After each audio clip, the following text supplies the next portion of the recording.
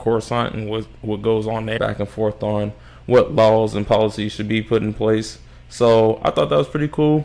The conflict between Echo and Hunter, it wasn't really that deep, but like just like what they want to do. Echo's calling, no pun intended.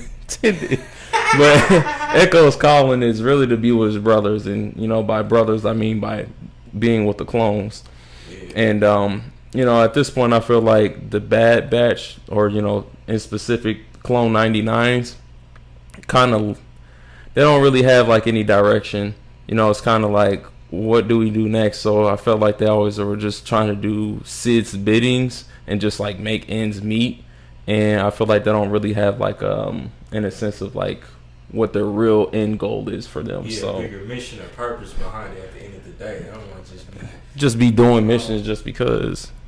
Yeah, or just But yeah, so pretty much they meet with Senator Chuchi, and they need the Venador from Rampart's flight logs off of Camino because she wants to use it as evidence. That was kind of the continuation of the episode from episode 7. So they need the flight log for that. I thought it was really cool that they kind of went on a covert mission and they showed the Star Destroyer on Coruscant. I thought that was really cool, and they ended up, it was like, oh man, we got to get up out of here. It's kind of getting hot. So of course, Tech comes up with a master plan. Tech, just that guy. He always comes up with a master plan. He's like, hey, let's start up the Star Destroyer, and then just use the escape pods to get up out of here. And that was smart. Yeah, Tech, man. I mean, they call him Tech for a reason. He really that guy. But yeah, Organa and Chuchi talk about the assassin, and then fly a little bit more forward. Towards the end, I'd say the biggest part that I like was the fact that they showed Palpatine. That was like, that was interesting. I was like, I wonder if they're gonna show him. Yeah, you was commenting on that too as we watching it. You feel me? Like, is he just far away governing stuff, or is he actually in like the mix? Yeah, that's what I was like. I wonder if he like in the outer rim, and like, what I'm saying, because they show a lot of like the laboratory, the experimenting, and like the off-world stuff of what's going on and what his plans are. So I just was like, I wonder if they're gonna show him. But anyways, they show him towards the end, and like Palpatine, man, this dude capitalized off of anything. And to be honest, it's like, for me, this is probably a high episode of The Bad Batch. Because one, even though it didn't have, actually it did kind of satisfy that action itch I feel like I have when it comes to this type of stuff. But at the same time, I feel like typically these type of episodes that are real Senate political heavy, at times I'm kind of like, I don't know if I'm really like this. Like a drag. Yeah, I feel like it's going to be a drag. But I feel like the good thing about this one is that the head honcho Palpatine was so devious. You know what I mean?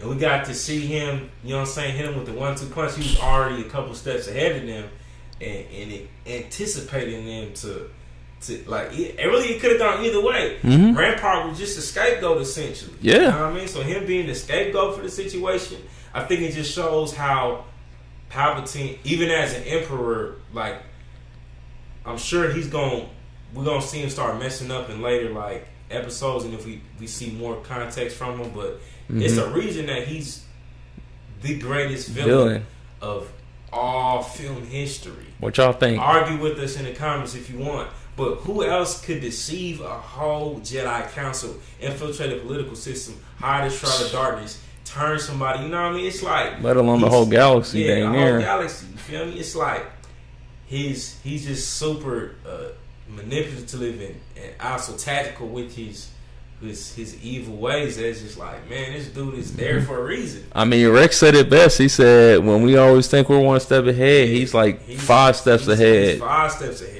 And I think it even plays another high for me was, I think, especially because it's a Black Jedi, right? I think it was a dope parallel where she's fighting for the clones. And I say it's a parallel between the clones don't have representation. We think about black people not having representation Facts. political spheres, and it's like, man, how much do we kind of see this wrestling struggle the overlooked within the Star Wars realm? And I think it's a big premise of Star Wars too, right? With Anakin being an orphan and kind of, you know what I'm saying, poverty, like single mother, you feel me? Anakin is black. Fight with me in the comments if you want. Anakin is a stereotypical black individual, you feel me? He got a hood story. But like just that kind of that parallel we get to see, like, again, what I think the main question this series has to answer is what happened to the clones. And I think with this series we're starting to see that develop, you feel me? And I think it's also interesting that the Clone Force 9, they still using stun instead of blasters versus they clone brothers. So it's like they still loyal to the soul, to their brotherhood, despite even if those clones are turned against them. So overall, man, this episode I think was top tier for yeah. Like, honestly, I don't have too many lows. Yeah, this episode really didn't have, too many lows. Like it had pretty solid pacing for the most part. Music was fine for the most part. And then just like seeing Palpatine at the end for me was like the cherry on top. Even though this dude, dude was evil. Man, Palpatine. But it's evil, an evil bro. that's like, man, that's so clever, but it made me hate him. But it's also like, dang, this dude's smart, man. Yeah, dude, you gotta give it to him, bro. You gotta give it to him. It's like the dude didn't get there for no reason. Yeah, like dude's legitimately man, he was patient. Yeah, he's patient. He let them, like, it could have seemed like, oh no, they got me, but nah, he kind of let them feel like they got the evidence and risked their lives, and but then he's like, we now see that this is treacherous act of Rampart. Yeah, he's the scapegoat. They take him down. He's like, we need more. We need more troopers. Yeah, this is exactly why we need more. He said, eventually gaslights their whole experience, man. He's just a master manipulator, man. He just used the whole situation to blame the clones even more, which is ironic because it's like, they're following orders. You feel me? Good soldiers follow good soldiers follow orders. It's their phrase. That's man. their phrase, So and they followed them, and unfortunately met their end at this point. Yeah, this man, Palpatine, bro, he a great instigator, man. He's devious, man. This dude. Anyways, yeah, this was a good episode. What would you give it? I think it had the right mix of action too to offset the. Because I feel like I said, I think sometimes the political things can be a drag. Yeah. But I think it had the right amount of action to offset it, in the right, like, aha reveal type moment with the Palpatine that I get this 8.6. Okay. Good balance. Yeah. Okay. I just feel like it was incredibly well done in my opinion.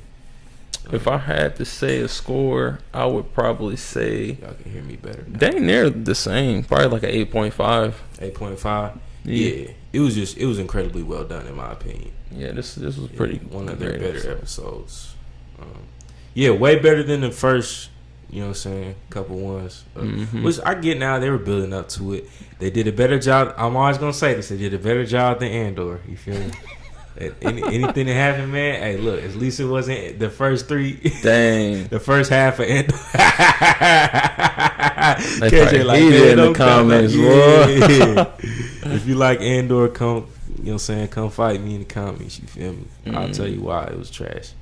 It wasn't trash, but it was rocky start. It was mid. It was mid. Very rocky start, you feel me? Didn't deliver on his promises. Yeah, there we go. Overpromised, under-delivered. Dang. Ooh.